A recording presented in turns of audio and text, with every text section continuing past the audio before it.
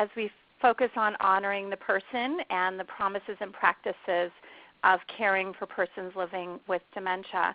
I am a working gerontologist. I've been working in the field for many, many years and help people set up memory care communities primarily in assisted living and adult day centers across the West. And then I've been very blessed to work with the Alzheimer Association for many, many years and working on statewide programs where we help bring the best information to people that are care partners in the home and professionals working in the field. And some of us are both. We're both professionals and working, with someone in our family. So what I'd like to do today is give you some practical tips and talk about what is person-centered care. Many of us are familiar with that term. It's been around for a long time, since the 90s, but I really consider it a promise as well as a practice. So let's dive right in. When we honor the person living with dementia that we are entrusted to care for every day, it's very important. And so when we take this philosophy of person-centered care, it's focusing on that individual. And the goal of person-centered care is individualizing the needs of these individuals and strengthening them, knowing their life history and knowing their whole being. And sometimes that can be difficult in a group setting, so I want to give some tips of how we can do that. So person-centered care and having this philosophy is accountable to everyone, both paid care staff as well as family members, that really help us become partners in care in assisting this individual to live in the least restrictive environment as long as possible and have a very satisfying and meaningful day. So when we think about care, and I've been doing this for a very long time, I worked in the very first assisted living memory care in California. That goes back to 1989 when the pilot study was set up in California for assisted living homes, and we are able to have delayed egress. I actually did my master's research and worked for the company that developed that program. And now it's, of course, an option for families, because before that, the only option was in nursing homes or people that were able to still care for their loved one at home. So when we think about how things have changed, it's really exciting because there's a whole new opportunity there. It doesn't have to be the same old. And so I like to challenge folks to think about how we can create the best day possible and get rid of all those old stereotypes that we may have learned along the years. So it's a day for rethinking new care.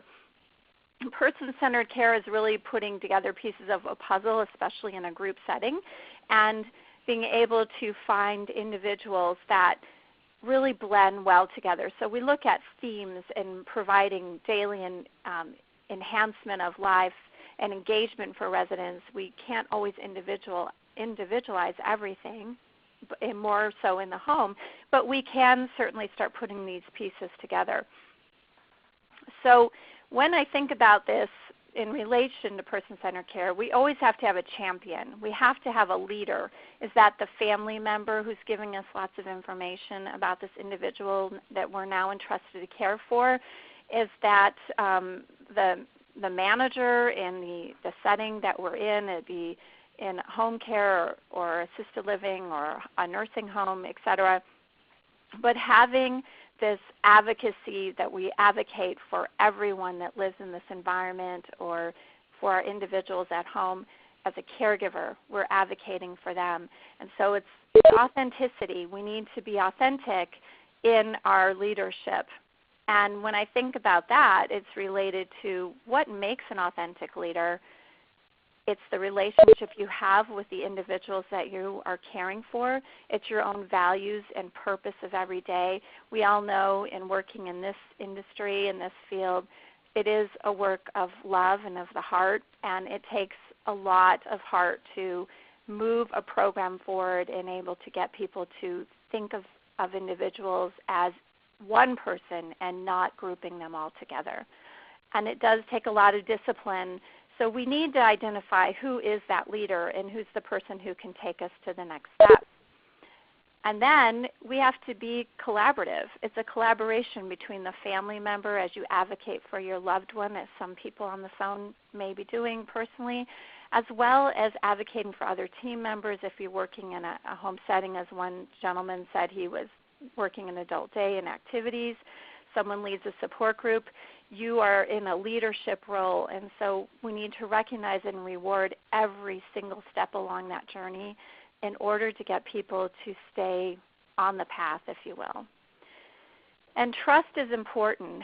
How well do they trust us as a person who's now taking care of someone living with dementia, as well as how much does the family really trust us? When I read research about assisted living, and I've been doing this for a very long time, it makes me sad to say that a lot of times families don't trust us. And I think about that as how credible are we? How can we build this relationship and have trust between the care partners and the people that are taking care of them? And how do we trust but verify? Of course, you can say all kinds of great things that you do in providing care for someone and daily engagement, but you have to verify to make sure it's really happening. So we have to build these factors that inspire trust with our family members and with our support group members and with our teammates, etc., and really be an open book, that we share information and we use every mistake, because there will be mistakes, as a tool to improve. And that all of our staff on our team are really encouraged to be as creative and innovative as possible based on the life stories of the individuals we're caring for. So this is real communication and collaboration, and family members on the phone, you'll be able to see that. You'll be able to really see that when you come into a setting that's caring for persons living with dementia, in whatever level it is. You can see that real communication and collaboration. It's right in front of you. It's extremely evident. So the care partners have to share credit and support the team, and we are in partnership with the family in order to make the best day possible for individuals. We have to look at our staff and accountability and make sure that everyone is candid and open at all times. So, we're not task-oriented like the old model used to be. It's really person-centered care is person-centered and focused on well-being and empowering every individual.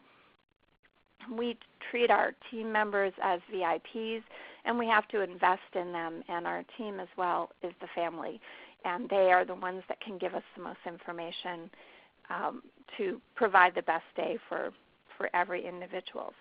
We need to think about the words that we use. I think that that's important, as we don't define someone by a behavior, but we really define them as who they are.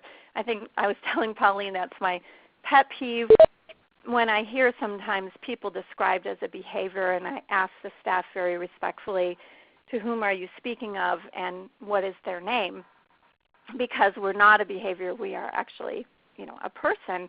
And so providing these training and tools helps our team perform at a better level.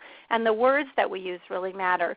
So I included in this webinar something from the Dementia Action Alliance, which is I'm a member of this group. If you are interested in it, you can look at it at www.daa.now.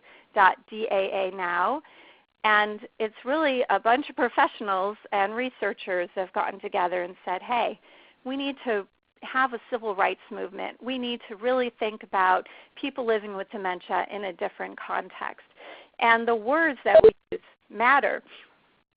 So here's a few excerpts from that as we move into this person-centered care feeling. We're modeling to our families as well as staff of what words that we use. So people are living that have dementia. They're still with us. They're here. And so we, in the medical model, we call them patients, of course. But we really are trying to get away from all these negative connotations of a sufferer, a victim, etc., these words that hurt. And so when we think of person-centered concepts in every day, the words are important. And we think about not everyone's the same. Not everyone just has Alzheimer's. We say this at the Alzheimer's Association as well. There's many different types of dementia, and so we need to think about how we define individuals, as well as the care partner, that is the person who is caring for this member of their family or friend or partner, whomever it is, and provide as much support as possible. So I just added this in so you guys could take a look at some of those words as we think about words and how much connotation they have. When we try to move into a person-centered approach and honor the person, it's in the practice, and the practice is in our words as well. So whenever we care for anyone, we have to find ways to bring joy at every day, right? It's requirements in our staff and in ourselves as a care partner. I like to give this list as that's a promise that we have a good attitude, and the universal language, of course, is love. And most of us wouldn't be in this field if we didn't feel that love and passion for the population that we're serving. So when I do a lot of training with staff, I talk about this, that this is an attitude, as a promise to our families and to our partners on the team, that we exhibit some of these qualities, hopefully all of them, and really create a promise that's something that we can measure. So in person-centered practice, I'm going to run through this pretty quick, but you have to make sure your team is all on the bus, or all have the same seat on the bus, that we are in cahoots together, if you will, and we are thinking about how we're providing the best day in all of the practice that we are given in these opportunities with the individuals living with dementia every day. We have to have that champion, as we talked about, and ensure the supportive leadership.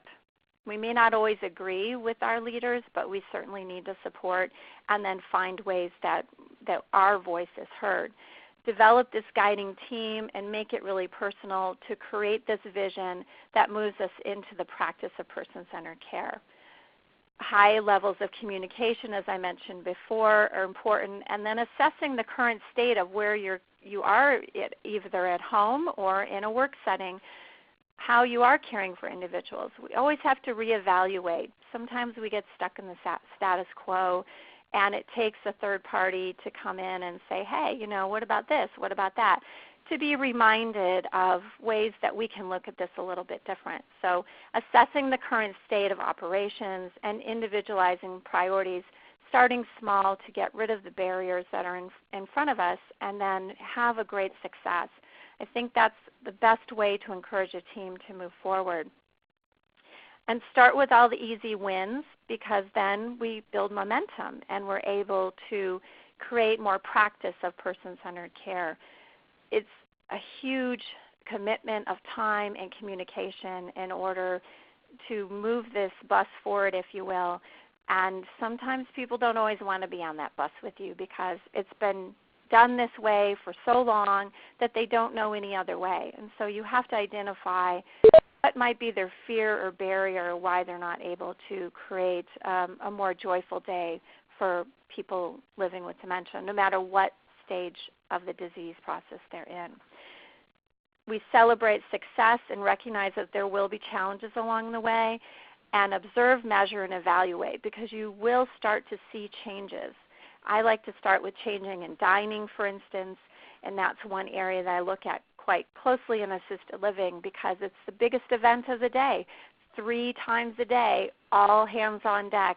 How is that dining done? And is it just like a restaurant and where it honors people and gives them choices, or is it, racing right through it? So able to measure and evaluate some of these practices are important as we put this plan together, and then involve everyone. Every voice is important to be heard, especially the family members. So with this, we have the promise of this, Maslow hierarchy of care, if you will, where our family and staff are supporting that person who has come into our context and who we're caring for. So when we look at if it's quality, well, there's 3 levels of conformity there. Are we meeting the needs of our residents? That's the number one, or the person we're caring for in the home setting, or our mother, or whomever it is. And are we meeting the needs of the staff? Maybe we bring in other individuals to assist us. And what are the outcomes from that? And then, very importantly, are we meeting the expectation of the family and the highest satisfaction that there is?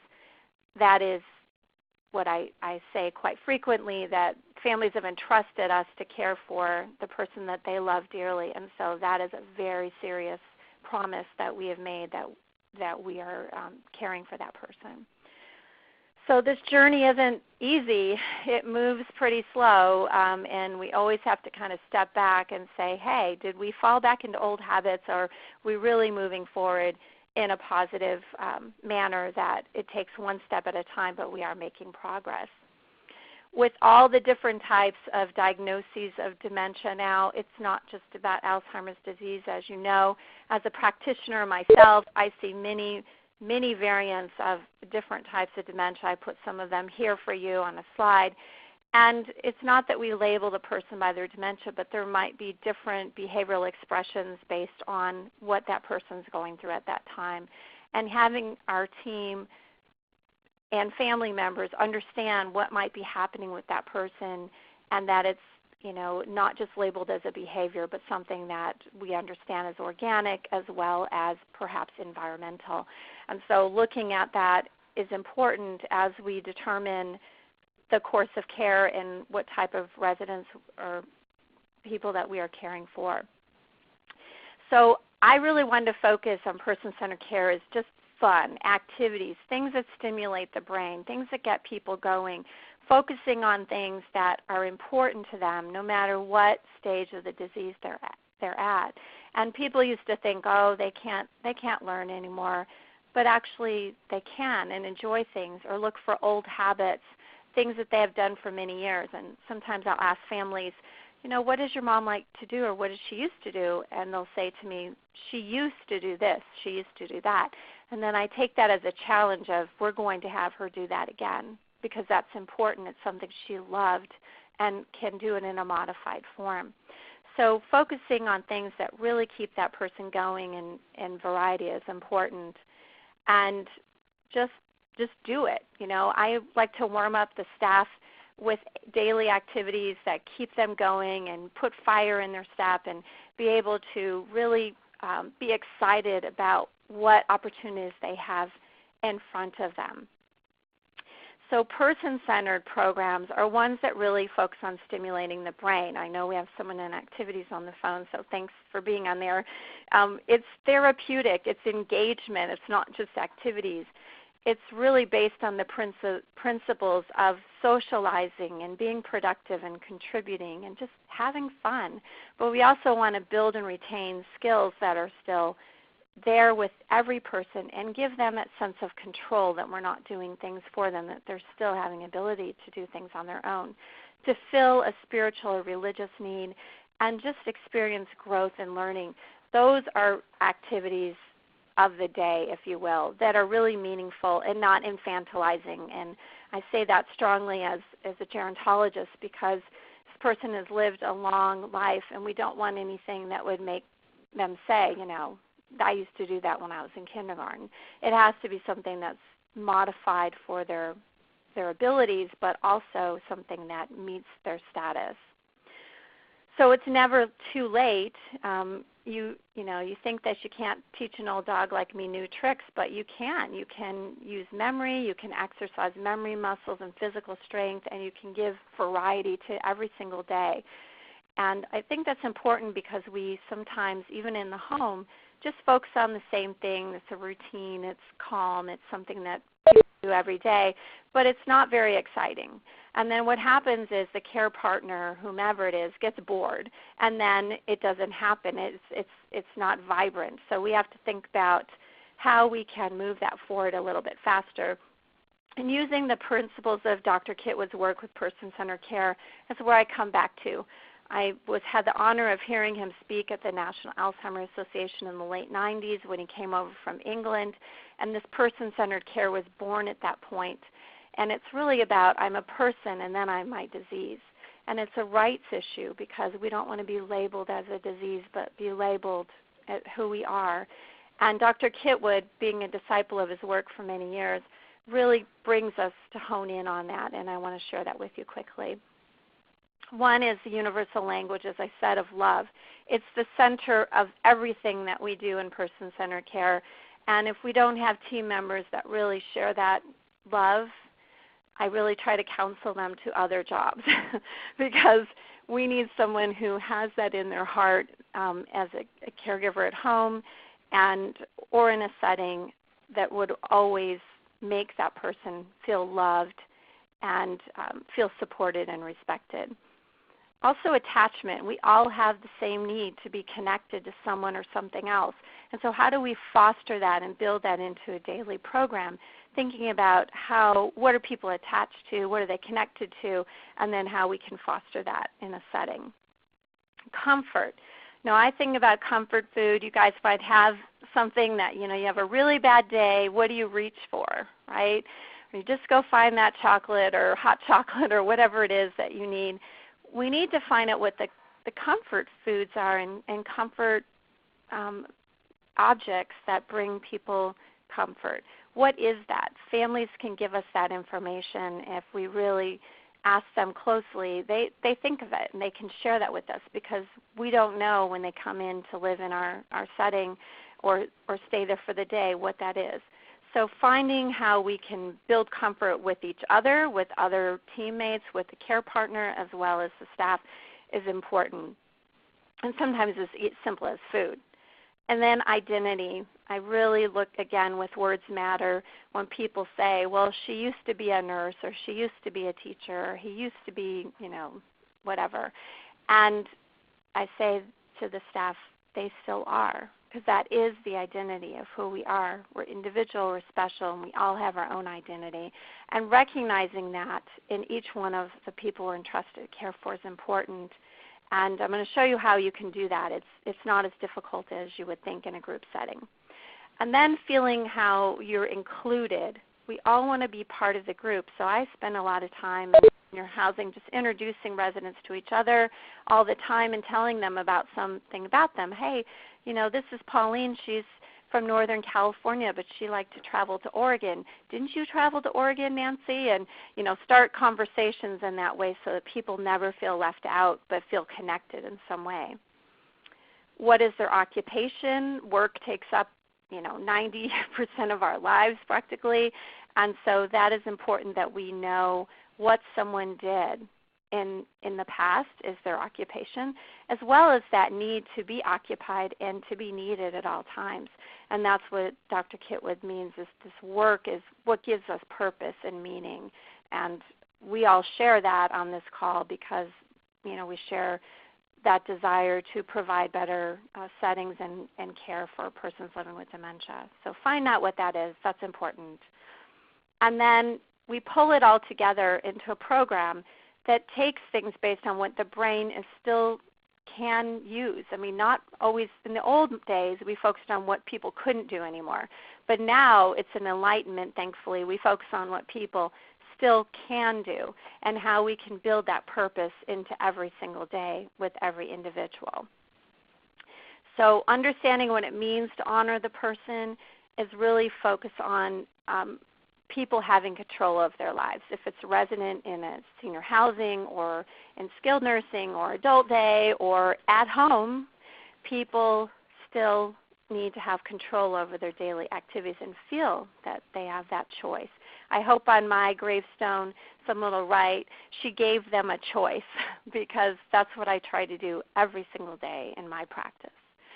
So really knowing the person, we've all heard about the life story and the biography. This is probably, in my mind, just as important as getting people a meal or finding out what their physical needs are as for their nursing care, et cetera. It's really knowing that person and know key things about them, because that way we can honor and respect them in every single encounter, and staff can. So it's not Mr. Smith in room 220. It's actually Mr. Smith, he was an accomplished, et cetera. Whatever it is about that person that we want to share is important that we put into our daily language. So if we are looking for the principles of this practice, the promise that we've given to the people we've entrusted to care for, we should be able to see close relationships that are evident, and that's observational and it's qualitative data, but you can see that, you can see it. And families will tell you they saw one community over another what they were looking for. They saw these outside relationships. They saw people going outside of the building and able to have a life outside of it. They have activities that are individualized and reflective of the residents who live there, so it's not a one-size-fits-all approach. What's different in Northern California is different than Southern California. It should be individualized so that staff are able to create programs that are based on what that resident would like to do. So I want to give this example. Pauline and I thought this was going to be a little tricky, but I like to call a life story a recipe card. And a recipe is important because when you cook and you make something, like I'm making chocolate chip cookies, I could put the chocolate in and we'll know it's chocolate chip cookies. It will look like it on the outside. But if I forget the vanilla, that's a key ingredient of what we are creating.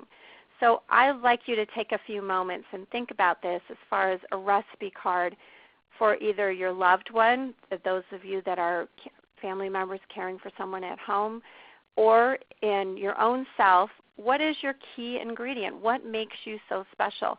What's important that we know about you as we're caring for you if you were our resident? And so if we can unmute, or you can text and put it into chat if you'd like, at least 5 things. I say if we know a minimum of 5 things about each resident, it's important. Not, they like to brush their teeth when they first wake up. That's important.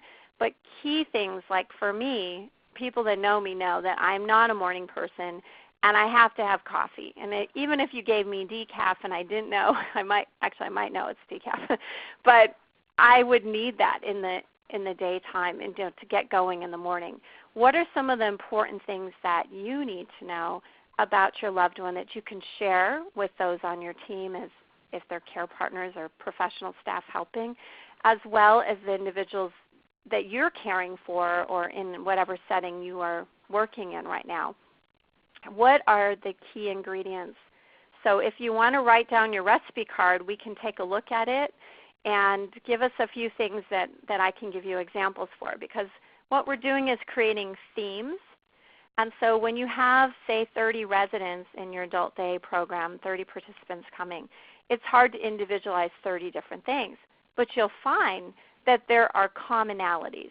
So we're looking for commonalities that bring people together in a group.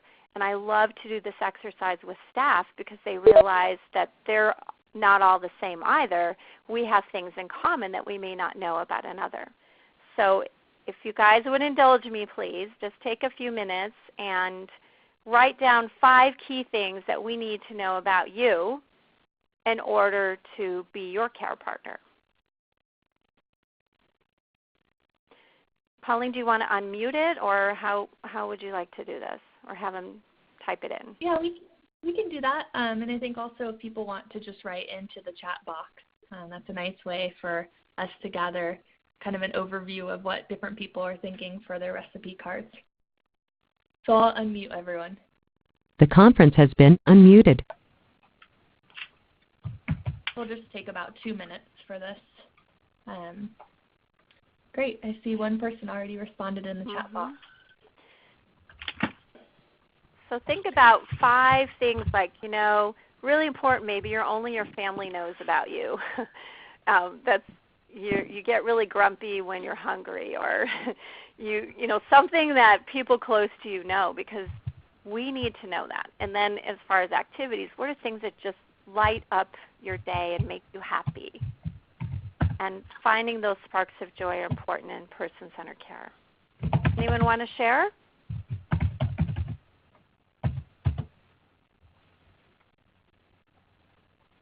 It's really hard to do this one-sided because I'm a teacher, you guys, so I'm used to people talking. Anyone want to share? Say it outside. Say, Okay. Shout it out. It's okay. Thank you. I'm Barnaby. I'm the activities therapist from Unlock, San Francisco. Thank you. Okay. Love chocolate. Like to sing in the shower, but really off-key. Love to draw, which is actually what I really bring to the participants here, is like art We do a lot of art projects. Love dogs, and I'm not a morning person. Oh, important. Thank you, Barnaby. Okay, who else? We're going to find some themes now. I'm typing.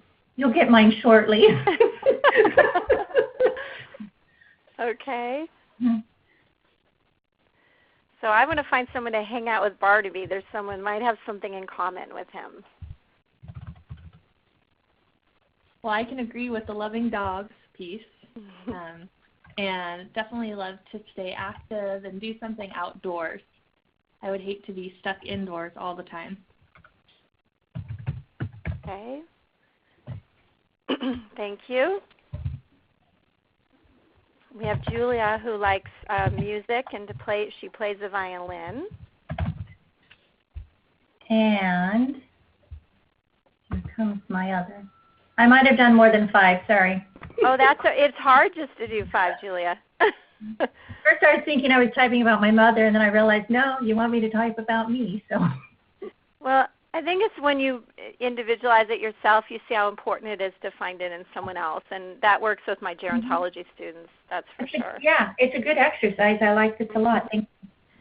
So she loves dogs too, Julia, and you liked coffee and exercise, learning new things, and you like things to be clean. That's important. Because you would be upset if it was an unkempt environment, right? That's right. Yeah. Okay, I still need one more to show you guys example. Who else is brave out there?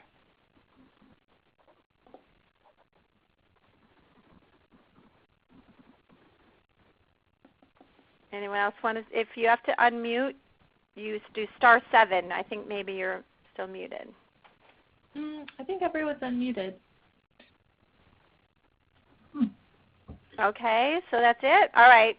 Well, I could say if my residents were Barnaby and Pauline and Julia, we do have some things in common. They all love dogs, so I know that would make them really excited in a program with dogs, even if I couldn't bring I believe in bringing in real animals, but if not, we might be able to look at videos on YouTube about funny things dogs are doing. We might be able to look at dog books. There's many things that would bring that joy into a program, and we have 3 out of 30, there's 37 people on this call that I found a commonality with. They like to be outdoors, and Barnaby's not a morning person, so we know that we wouldn't be doing that outdoors and maybe not asking him to do something too early in the morning till he woke up, and same with Julia with coffee. But I might be able to entice you guys to come outside and do an activity because there's dogs out there, as we brought a dog in, and that we're also serving coffee and chocolate while we're looking at the dogs. So what do you think? Would you guys all like that? I'm up for it if Barnaby is. I'm okay with that. I tried to bring my dog in a couple times, but he's not a therapy dog, unfortunately, because he jumps on there. Breaks them out. So we have the SPCA and a thing called Zoomobile that comes, which is kind of cool. They bring like baby owls and stuff, so like kind of the more unique animal. Very nice. Very nice. There's nothing like the real thing. I know sometimes people are like, oh, just get a stuffed dog, but it's not the same, is it? It needs to be the real thing. And because that's not infantilizing, that's really honoring the older adult. So, well, thanks for indulging me on that, because I don't know how to talk and teach one way. I don't lecture. We are very interactive. But I just want you to think about how easy it is to pull themes together, even if you're caring for your mom at home, finding things that really still bring joy and engagement, because it's lighting up the brain and it's keeping people active. Okay, so I can't just do 5 things either, Julia, but that's a good way to start. But I certainly understand having to have chocolate every day, Barnaby, because that's something that's important, and I'm also not a morning person. I could work late at night, so I could actually be labeled as a behavior challenge because I won't go to bed, right? So that's not good. You have to know this about the person and then set their ADLs even up based on maybe I do better with a shower later in the morning than early morning, or in the evening perhaps. So finding out what that person's routine is important as we set up kind of this this personal type of approach to doing care for individuals in every setting. So the life story is so important. It's, as I said before, I think it's one of the most important things, and yet I'll go into communities and find it on the shelf or in the activity director's office, and it's not really out. So I like to use the recipe cards to create literally a box with recipes for each person, and then ask staff to add to it as they find out from the families what other things we can know about this person. And then I reward them, bring them a Starbucks gift card or what have you for those who find the most information and the most current information, not what they always did in the past, but whatever they did in the past, maybe they could do it again. I had a lady who played tennis, and she was in a wheelchair, so we actually got the Wii with tennis on there and got an attachment. You have to put the attachment on top of the Wii, and then I was doing label A, really using the control. She had B with the tennis racket, and we were swinging the racket, and she stood up out of her wheelchair, got in the stance, and was serving. And it was just a beautiful thing to show staff, see, she still can do this. We just need to modify it for her. So finding programs that really nurture the past and that wellness perspective, and in person-centered language, we call that VIPs, but that's not just only a very important person, but valuing the person and those who care for them, the family and the care staff, treating them all as individuals from the perspective of their lens, and then providing such a social environment that people are having fun and they're not just bored out of their minds, which we see a lot. So the goals of any day in a person-centered program is individualizing that care and looking for self-expression and having a meaningful therapeutic day. So it's not just, quote, activities, but it's really therapy. It's just as important as getting a shower, being assisted in the restroom, et cetera, to create that therapeutic day. So the old way, bingo, I know I'd never take it off the calendar because we could have, people get very upset. But that's what we always do. Or balloon volleyball, my least favorite activity, when people hit a balloon around, our ball toss. How could we make that into a real volleyball game and put a net across the living room and have people hit it back and forth and have teams, Things that are much more active and individualized. That's what we're trying to look for in this new type of program.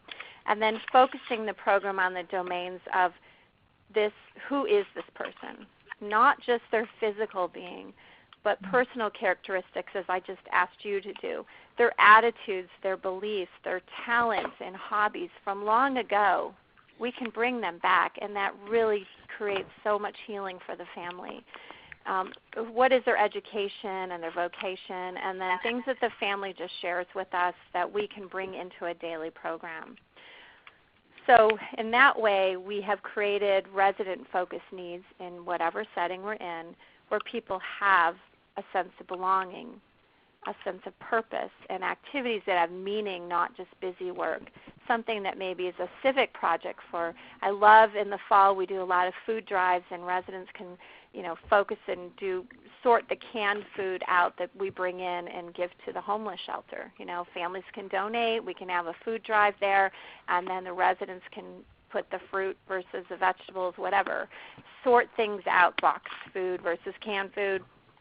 Something that has purpose and is giving back and is very meaningful. So with person-centered care, again, the promise is that activities are directed and reflective of the people who live there, so they're not a one-size-fits-all. It's very, very individualized in group setting. The environment is very home-like, and we see these close relationships. And then in the program, we'll see more individualized themes of what's going on that's purposeful, empowering, engaging activities.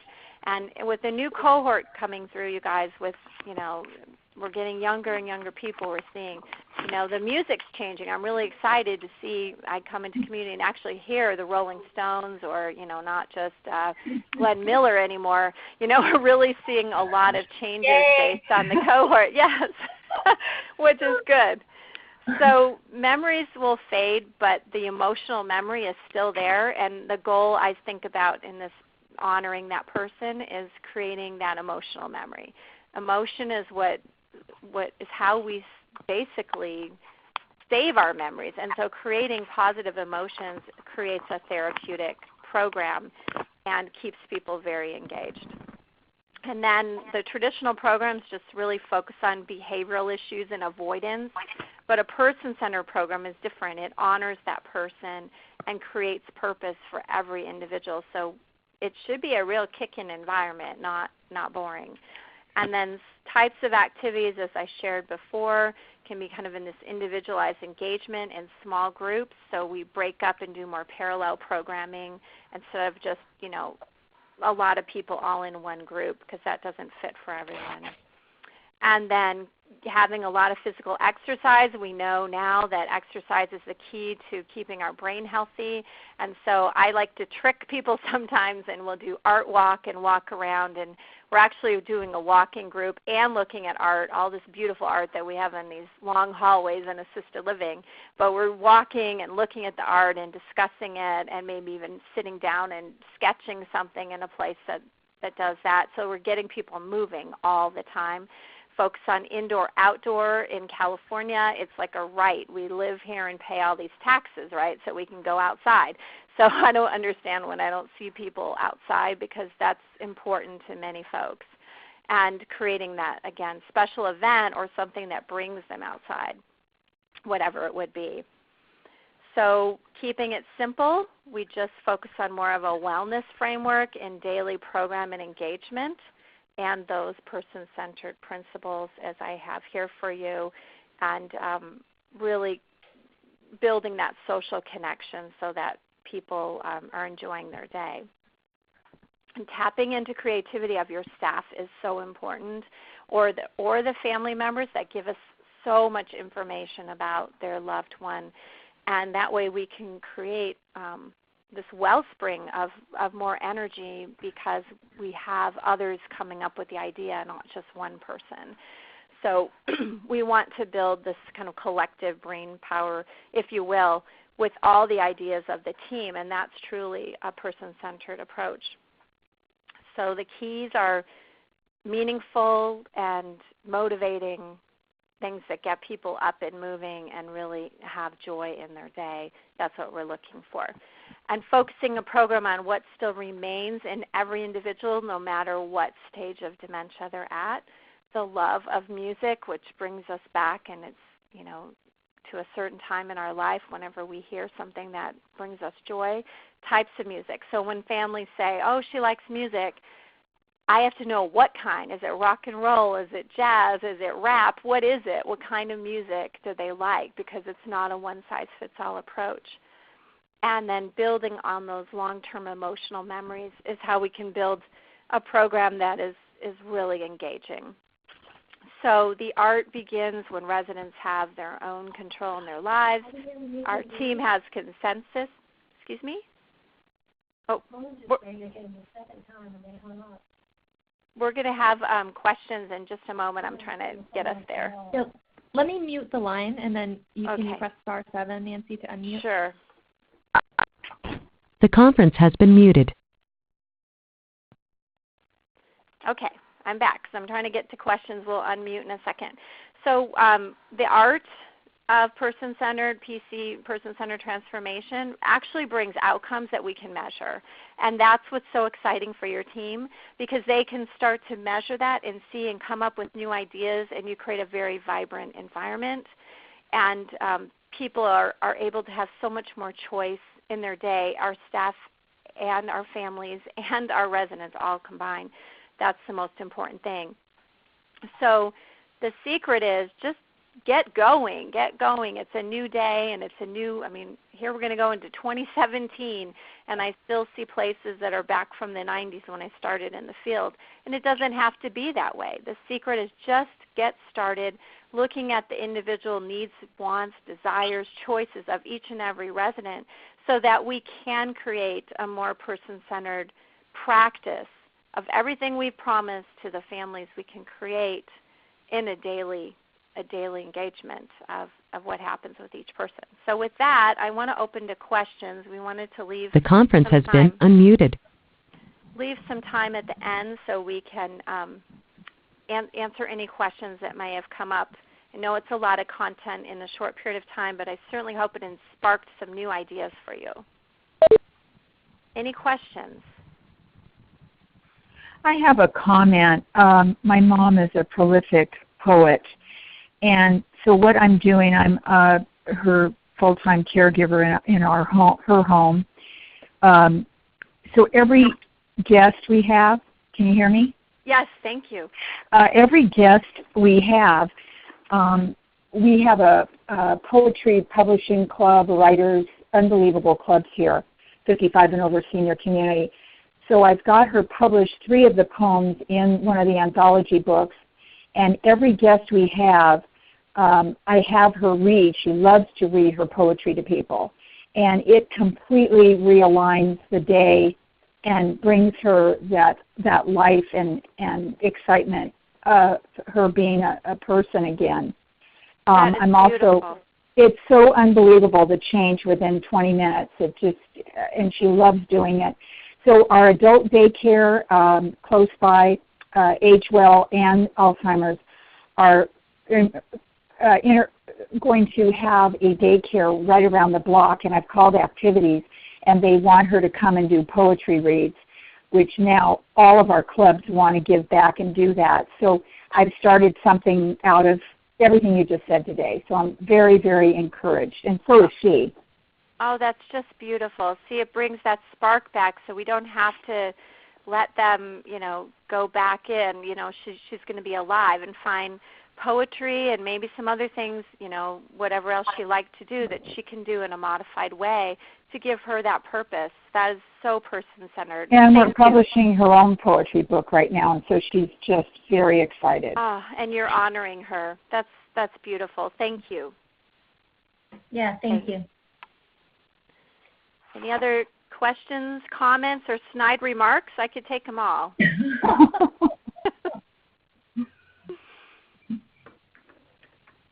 It looks like Joe Stein has her hand raised. Yes, this is just wonderful. I'm a licensed clinical social worker, and I work with people whose loved ones have dementia, and I'm also have personal experience with my mother and my mother-in-law. A couple of questions come to mind. How can someone find a program that incorporates these things into the facility and the facility's programs? This is wonderful. I'm not sure if this is typical of most programs, and how can we do better on this area of person-centered care? And also, is this being recorded so I can share it with others? Pauline, you want to do the second question? Yeah, I'll answer the easy part is, yes, it is recorded, so we'll email this out to you so you can share it with others. And so Nancy, you want to get the first part? Sure, Joe. So I think, Joe, what you find a program, as I said, it's obvious. You can see it when you come in, and I don't know, depends on what program there is. And, it's not every minute that people are engaged every second, but you can look on the calendar and see, is it just the generic bingo, ball toss, and snack, or is there something really going on that's reflective of, again, those residents that are artists and poets and gardeners and what have you. And I think about therapeutic programming is really part of the care plan, so that it is part of what we do with an individual every week, even if it's once or twice a week, if that's all we can fit in.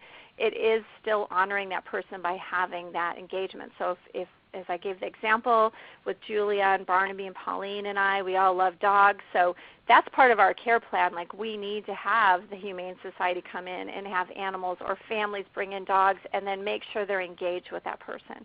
So you want to see that it's not just on the surface, Joe. You want to see what's behind there. Dig a little bit and see that it really does happen. It's not just on the calendar. Does that make sense? Yeah, so how can families, this makes total sense to me, and I understand that I've had this understanding for years. So how can families advocate for this, because this is not happening. This is not happening in most facilities. Right. So what families can do is when you come in with that kind of recipe, life story idea and say, this is what I expect. It's going to take the consumer to make it a standard and really push. It's not just about, oh, that's good to do once in a while, but the consumer holds the power, and that's why I was grateful to have the opportunity to be with you today, because you can go in and say, I expect my mom wants to see dogs. How often do you bring a dog in?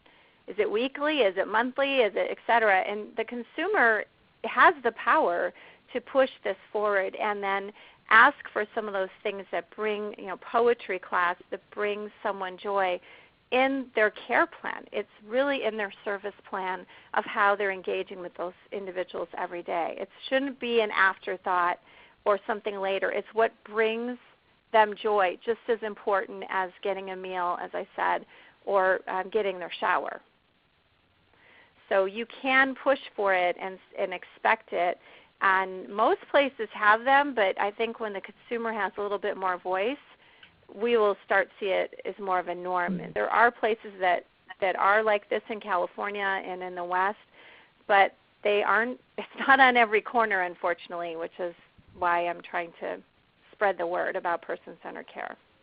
Great, and please spread the word on a widespread basis, because I think people, even friends, they get so they feel that these facilities are not good. They don't want to be in them when they would need it, and they don't really know about the vision that care can be on such a higher level, and provide somebody with some impairment, still with some quality of life. Yes, and to the very end. I mean, even in hospice, I know there's a hospice nurse on the phone, and that is so important because it brings back that person, and that's such a gift for the family. Thank you. Thank you. Any other questions? Okay, well then I think what I'll do is move to my last slide, which is a quote that I end every talk with for years now from the Lorax. When I had my daughters were young, I used to read this to them, and I would think, unless someone like you cares a whole awful lot, nothing's going to get better. It's not. The power is in our hands in order to start making the change and pushing it forward and expecting this to happen on a daily basis, no matter what setting you're in, or caring for your loved one at home as well. It meets any setting because we can be the change we want to see. Great. Thank you so much, Nancy. Thank you. A lot. And thank you, Nancy. We did record the webinar, so I would love for everyone to share it with their friends and family as well. Yeah. Absolutely. Thank you. Thank you all. Have a great day. Do this again. We need you. Thanks. Okay. Bye-bye. Bye. Bye.